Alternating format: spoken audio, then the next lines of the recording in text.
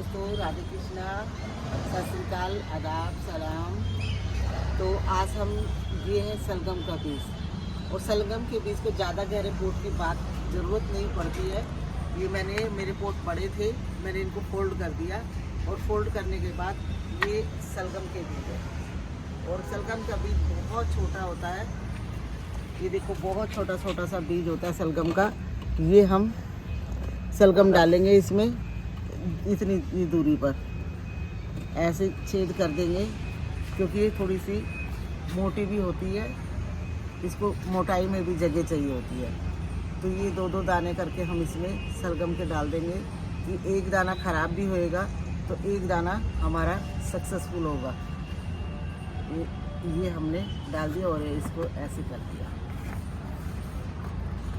इनमें दोनों पोट में और इस वाले पोट में उगाएंगे थोड़ी सी सलगम, बाकी में हम गाजर और वो उगाएंगे। थोड़ी सी इसमें सलगम के लिए डाल देते हैं।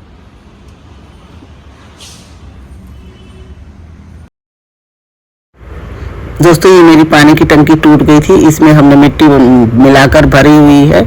आपको दिखाया था, हमने मिट्टी रिचार्ज भी करी थी, और रिचार्ज करने के बाद इसमें खाद, वर्मी कंपोस्ट और नीम खली सभी चीज़ मिला ली थी। और आपको मैं बताऊं, हम जो सलगम का बीज बो रहे हैं तो ये थोड़ी थोड़ी दूरी पर होना चाहिए, क्योंकि सलगम की मोटाई थोड़ी सी जगह लेती है। और इसमें एक ही पेड़ खड़ा है, तो ये है मकोई का। मकोई बहुत आयुर्वेदिक में, बहुत मेडिसिन में बहुत लाभ देती है। इसकी जड़, पत्ते, फूल सभी काम आते हैं। तो ये मकोई मेरे पोते को भी बहुत अच्छी लगती है, कहता है ब्लैक टमाटो खाने हैं। ये मेरी पानी की टंकी में मैंने आज ये बो दी है। आधी में मैं बोऊंगी सलगम के बीज और आधी में मूली। ये हम लेंगे मूली के बीज उगाएंगे। मूली के बीज भी थोड़ी थोड़ी दूर पर दो दो, इसी तरीके से कि मूली कम, सलगम जैसे थोड़ी ज़्यादा दूरी पे थी, ये 4-4 उंगल की दूरी पर हम मूली लेंगे। मूली के बीज हम लेके आए हैं, ये सफ़ेद मूली है, और हम 1-2 दिन छोड़कर ही अपने गमलों में लगाएंगे, क्योंकि एक साथ सारे गमलों में लगा देंगे तो एक ही साथ सारी मूली तैयार हो जाएंगी। इसीलिए अब हमने इसकी मिट्टी पहले से तैयार कर रखी थी, और इसकी मिट्टी बिल्कुल भूरी भूरी होनी चाहिए। ये डंडी से मैंने छोटी छोटी दूर, देखो इतनी 4-4 उंगल की दूर पर होल किए, और इसमें 2-2 दाने करके डाल दूंगी। मूली 60 दिन में तैयार हो जाती है, और इसको ज़्यादा पानी की आवश्यकता नहीं होती। इसकी मिट्टी हल्की और भुरभुरी होनी चाहिए, जिससे कि वो उसकी जड़ें रूट नीचे जाती हैं तो आसानी से नीचे सर्दियाँ शुरू हो गई हैं। अगर आपने मूली, शलजम, मसालेदानी में से मेथी और चने भिगोकर नहीं लगाए तो मूल, पालक, ये सभी सब्जियां लगाने का सीजन आ गया है। ये देखो मैंने 2-2 दाने सभी होल में डाल दिए, और ऊपर से मैं थोड़ी सी मिट्टी कर दूंगी। और पानी, मिट्टी में नमी थी, पानी हल्का हल्का सा छिड़क कर देंगे हम। मूली की दूरी कम से कम 5 से 6 इंच की होनी चाहिए, जिससे आपकी मूली बहुत मोटी और सुंदर, लंबी, नीचे तक गहराई में जाएगी, और बहुत सुंदर आपकी मूली उगेगी। उसको फैलने के लिए जगह मिलेगी।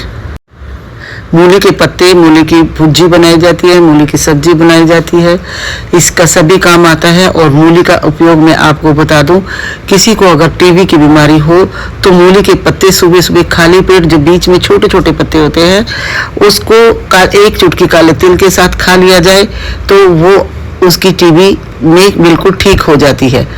तो ये देखो मैंने सारे में पूरी उसमें लगा दी है मूली और शलजम।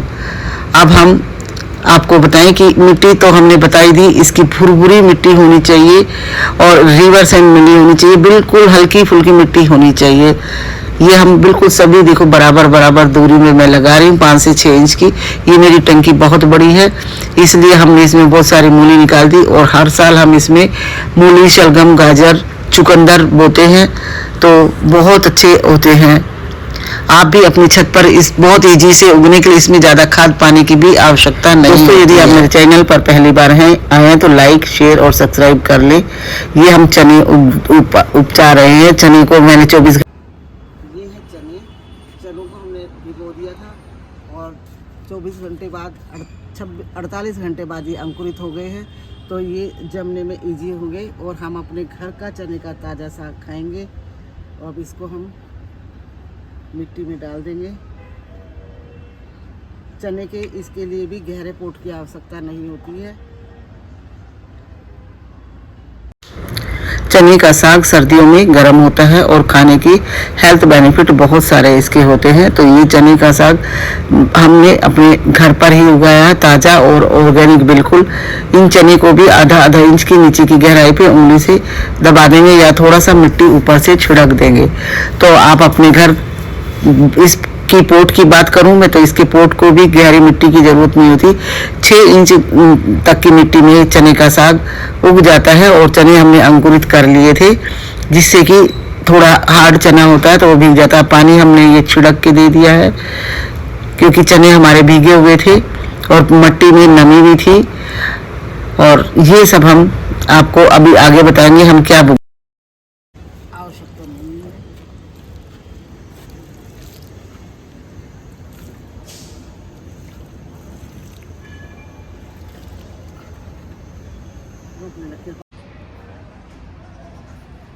ये है दोस्तों मेथी दाना, वही जो हम सब्जी में डालते हैं, सीताफल में डालते हैं और कढ़ी में डालते हैं। ये वही मेथी है, मसाले दाने वाले। और हमने थोड़े से दाने लिए, इसको आप भिगो के भी डाल सकते हैं, लेकिन मैंने भिगोया नहीं है। ये दाने तो हल्के होते हैं और मैंने इसके ये दाने ऐसे बिखरा दिए और ऊपर से डाल दी थोड़ी थोड़ी सी मिट्टी। मेथी दाने के बहुत सारे फायदे होते हैं। सूखी मेथी के दाने भी आप सुबह रात को पानी में भिगोकर सुबह इसको चबाकर खाते हैं तो आपको शुगर में लाभ देता है और बायबादी में आपको बहुत ज़्यादा लाभ देता है। और ये मेथी हमारी हो जाएगी। हमने इस मेथी की पोट की मिट्टी की बात करूँ तो इसके पोट को भी ज़्यादा गहरी मिट्टी की आवश्यकता नहीं होती। ये देखो हमने ड्रम काटे हुए हैं और ये सब्जी की टोकरी में मिट्टी मैंने आधी आधी कर दी है और इसमें मैं ये मेथी बो रही हूँ। ये मेथी के बीज आसानी से वही मेथी के बीज हैं जो आपके मसालेदानी में आपके घर में मौजूद है, तो आप इसको उगा सकते हैं दोस्तों। और अब ये समय आ गया सर्दियों की सब्जी उगाने के लिए। इसी तरह के तरीके से आप सरसों भी उगा सकते हैं। इस टाइम सरसों उगाने का भी समय है। अजवाइन उगा सकते हैं, बहुत सारी चीज़ें। और मैं ये मेरा सफ़ेद गुड़हल का पौधा है और ये हमारे फूल खिले हुए हैं। इस फूल का मैंने नाम पहले भी आपसे पूछा था, आप कमेंट करके अवश्य बताएं। ये सदाबहार के फूल दोस्तों, देखो ये सदाबहार के फूल खिले हैं। इधर ये मेरी खिले हैं गुड़हल में देसी गुड़हल है, खूबसूरत फूल आए हुए हैं। पीछे मेरा खिला हुआ है बोगनविलिया में बहुत खूबसूरत फूल आया। ये है हमारी सरसों जो हमने उगाई नहीं थी, देखो हार्वेस्ट के लायक हो गई है। और आज हमने साथ साथ अपने सरसों भी हार्वेस्ट की है। अब हम बनाएंगे सरसों की भुज्जी। सरसों की भुज्जी खाने के लिए भी बहुत सारे फायदे होते हैं। ये भी गर्म होती है और इसके कई फायदे होते हैं। और हरे पत्तेदार सब्जियां सर्दियों में ज़्यादा से ज़्यादा हमें अपने खाने में उपयोग लेनी चाहिए। ये इसमें आयरन की मात्रा बहुत अधिक होती है। और ये देखो कितनी बड़ी बड़ी और घने घने सरसों के मोटे मोटे पेड़ हो गए हैं, क्योंकि ये स्वतंत्र रूप से उगे, इसमें अभी कुछ भी नहीं था। खाद पानी की जो मिट्टी रिचार्ज करके हमने बोई थी, तो ये देखो कितने अपने आप उग गई थी। पिछले साल के हमारे उसमें थी और ये अपने आप उग गई। आज हमने इसको हार्वेस्ट कर लिया है और एक एक सरसों का पौधा भी इतना घना हो गया है दोस्तों। देखो कि मैं आपको क्या दिखाऊं, देखो कितना मोटा घना हो गया है एक पौधा। मैंने आज 6-7 पौधे ही काटे हैं। ये टब मेरा पूरा भर गया है और इसकी बनाएंगे हम आज सरसों का साग और सरसों को भुजी। आप सभी आ सकते हैं मेरे यहाँ ताज़ा ताज़ा ऑर्गेनिक सब्जी सरसों की भुजी और साग खाने के लिए। कल मैं पंजाब में खा के आई थी, लेकिन अब मैं अपने घर में बनाकर आपको सरसों के साग के फायदे। कैंसर से बचाव करता है। इसमें मौजूद एंटीऑक्सीडेंट फ्री रेडिकल के साथ ही तनाव से बचाते हैं और एंटीऑक्सीडेंट की वजह से कैंसर से भी बचाव करता है। पीरियड्स में होने वाले दर्द से छुटकारा करता है। विटामिन के ब्लड संबंधी परेशानियों को दूर करता है। सरसों के साग खाने के फायदे। अस्थमा के लिए फायदेमंद होता है। कैंसर को रोकने में सहायक होता है। सूजन को कम करता है। वजन कम करता है। मिनरल्स और फाइबर से भरपूर होता है। दिल की बीमारियां रहती हैं दूर। कैंसर की आशंका को कम करता है। आंतों की सफाई करता है। आंखों की रोशनी बढ़ाता है। बेहद पौष्टिक होता है सरसों का साग। सर्दी के मौसम में दोस्तों इस सरसों को साग को खाना ना भूलें। और बहुत इजी से कम मेहनत में और कम उसमें सरसों उग जाती है। और ताजी ताजी सरसों देखो मैंने पूरा टब भर कर सरसों तोड़ी है। और साग भी बनाएंगे, भुजी भी बनाएंगे। धन्यवाद दोस्तों।